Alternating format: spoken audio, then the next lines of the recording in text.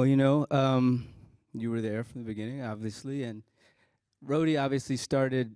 I think it's fair to say as a lighter toned um, individual, sort of bigger than life than I am in real life. But as the character sort of darkened and things became more compact uh, on a narrative, I think we've seen a real growth of this character, and we've kind of, as he's gone through his trials and tribulations, obviously over the course of these films, and come out the other side now, and has his legs under him, no pun intended, literally, and is able to really be a part of this team and really contribute at a high level. It's been a lot of fun to see where he's come from and to see where he's gone and see what else happens next. But kind of to echo what Bree said, we've had a great time this whole time, being together and having the Downey lunches that we have, that he's put together, and to get to know these people. I've always known their work, but to get to know them as individuals and get to know them as people and get to be friends and to come back, to get to keep coming back to these relationships again and seeing where everybody is, and people have had kids and families, kids going on to college and other people having kids and relationships started and ending. It's just, it's rare to have that kind of an experience over the course of 10 years with the same group of people. So it's really nice. That leads us to Mark Ruffalo. This cast has met up many times now, either in part or whole. Some describe it as family. Is that how it feels to you? And why is that, or is that not the case? It doesn't feel like family to me because we all really get along well. There's not that much drama. No, it does feel like family. It's a family that you wish you had, in a way. As actors, we're like vagabonds. We kind of bounce around. We have these intense relationships, and then you don't see anybody until you get nominated for something, or you're nominated in something, and you end up in an award ceremony. What's that like? Speak for yourself. All right, let's go to some questions. Oh, my. For the Russos, you guys have shown amazing restraint in what you haven't revealed about this film so far. How did not having sort of feedback to trailers and major set pieces, how did that affect you putting the film together and putting its final touches on without sort of having that audience feedback coming from trailers that show more of the film?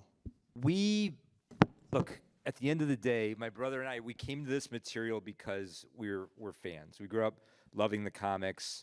We came to the series. We came to the MCU already fans of the MCU. So the thing that, like, the energy we move on is our own passion and our own excitement. And that's how we tell stories. We learned long ago that you have to tell stories for yourself. You can't be thinking about how others might receive them. So for Joe and I, because we have such an intimate relationship with the material, because we have so many amazing collaborators, starting with Kevin, we are able to just really fashion the story around what we want to see as fans. How do we surprise ourselves? How do we excite ourselves? How do we challenge ourselves? How do we force ourselves to keep digging deeper and keep exploring this narrative and these characters in ways we never imagined? That's how we guide ourselves through the process. And while once the film is complete and we put it out in the world, we really have no idea how it's going to be received. And then sort of once that complete film is experienced and digested and responded to, I think that's the moment where we are then filled up with a reaction. But as we're executing, once we conceive the film and start executing, we're not really second guessing what we're doing. We're really focused on chasing the initial vision that we had for it. Absolute honor to be across from all of you. Obviously, with the end of Infinity War and the Thanos snap is a very emotional thing for a lot of audience members to experience that. And Robert, I've been wanting to ask you this since I saw that film, and specifically just staying with Infinity War, shooting that moment with Spider-Man, having him turn to dust, and the actual acting and the emotion of that moment, just what it was like to shoot that scene specifically on that day. And for each of you, do you have a particular person who turned to dust that was the most emotional for you to watch as an actor? But Robert, for you first. It's one of those things where you go like, wow, I think we just made a pretty serious choice here. And but I think audiences like that. I think audiences are, so smart and now so they require to not be fed the same drivel as even 20 minutes ago. It's like we need novelty, and I think that what the Russos and Kevin have been able to do is provide that in spades. Hi, this question is for Chris Evans. So in the past few films like Civil War and Infinity War, now Endgame, you see your character being able to interact with different characters. And because, you know, you're Captain America, you always have this tendency to be a leader and be a captain. How does that change or maintain continuity as you meet other characters like Captain Marvel or Black Panther, who are both leaders in their own way?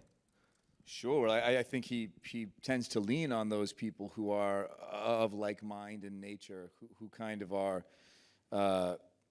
intrinsically selfless. You know, I mean, all the heroes up here have their baked in the cake flaws, and I think a lot of that makes for really good conflict and storytelling. That's why my favorite stuff in this arc has been my stuff with Downey, because we are such it's such a dichotomy between how we approach things, but at the end of the day, our hearts are both in the right places, but it provides a lot of great friction. But introducing characters like Captain Marvel and like Black Panther, people who also kind of align very similarly to Cap's nature, I think it creates a nice, it reinforces Cap's sense of purpose and home. You know, it's an environment that it feels more natural for him. So I think it's nice to see the certain pockets where he feels at peace and the certain pockets where he feels, you know, his buttons might be getting pushed. This question is for Anthony and Joe. So I'm 12 years old, and I often make short films with my friends. I aspire to be a director when I grow up. What skills do you think it takes to direct an amazing movie like Avengers Endgame? Yeah. That's a an great awesome question. First of all, congratulations, because you've started making films more than 10 years before we did. So that's very impressive. I think, you know what, we love your initiative, and I think that's really when anybody asks us about getting started, it's doing what you're doing. It's picking up a camera and it's shooting. You have iPhones now. You can, you know, Steven Soderbergh just shot an entire movie on an iPhone, and you have free distribution on YouTube, and you can put things out there. We, you know, discovered Donald Glover for Community on YouTube. So there's